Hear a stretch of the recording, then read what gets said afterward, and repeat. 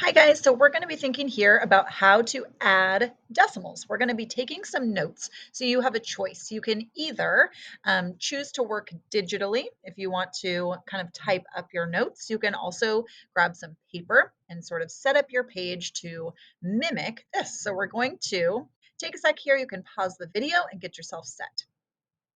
Great. So we're going to be adding decimals. So we're going to have 5 steps that you can see that will start here and end with the adding step itself. So we're going to start by finding the numbers that we need to add together. So oftentimes, you might see numbers kind of horizontally arranged like this, side to side. You might have to dig in right into a story problem in order to find the numbers that you're working with. In this case here, you might actually be able to sort of use logic as opposed to the algorithm to solve, and that is awesome. Do that when possible. We're going to use this problem in order to sort of figure out or determine the steps needed in order to add up decimals. So our numbers that we're going to add are 6 and 54 hundredths, and we're going to add 4 wholes to it. So step 1, check. We found the numbers that we need to add together. Checkity-doo-dah.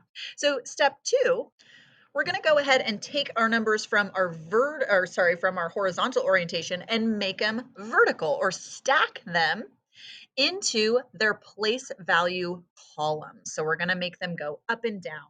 And the most important feature is that you want to make sure that here we have O, it's really a 1, it's representing ones, our decimal point, our tenths, and our hundredths, right? So we have our place value spots. And the most important thing is that you want to line up your decimal points. Okay, so you'll see here that we have our decimal, decimal, decimal, right? Even though the digits have there are different amounts of digits, you want to have your decimal lined up.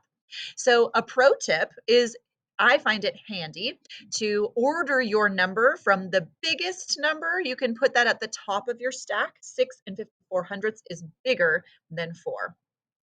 Another pro tip is don't worry, right, about the amount of digits in your number, right? We will figure out a way to sort of match them up, but you want to just remember to line up your decimals. Go ahead and pause the video and you can kind of add these to your notes.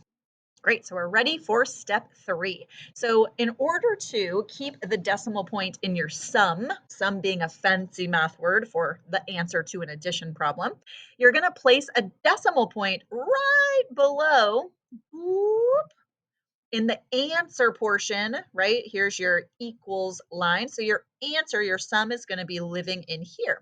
So you wanna put a decimal directly below all the other decimal points in the add-ins, or in those numbers that you're adding together. So we have decimal, decimal, decimal, decimal, right? We have this nice little string of decimals, if you will. And what we've done there is we've set ourselves up, right, to remember that we're working with whole numbers as well as numbers smaller than 1. And by putting that decimal right in that answer zone, in the sum zone, before you start adding, it's just a really nice way to set yourself up for success and not have to remember to go put it in later. So step 4 will happen sometimes and not other times. So it's sort of like an optional step if it applies. What you're going to do is you're going to be adding zeros, right? To make your numbers have the same amount of digits. So in our 6 and 54 hundredths, there are 3 total digits in that number, a 6, a 5, and a 4. In our 4, we only had 1 digit, and it's in the ones place value spot, right? So we just want to add these zeros here, so that they each have 3 digits, a 6, a 5, and a 4 lined up with a 4, a 0, and a 0. And that works, right? Because 4 is the same value as 4 and 0 hundredths. So now you're ready for step 5, woo, which is to add. So you're going to start with adding your smallest number first, your columns furthest to the right. So 4 plus 0 is 4, and 5 plus 0 is 5. We already have our decimal there, and 6 plus 4 is 10. Okay, so when we add these together, you end up with 10 and 54 hundredths. If you're ready to try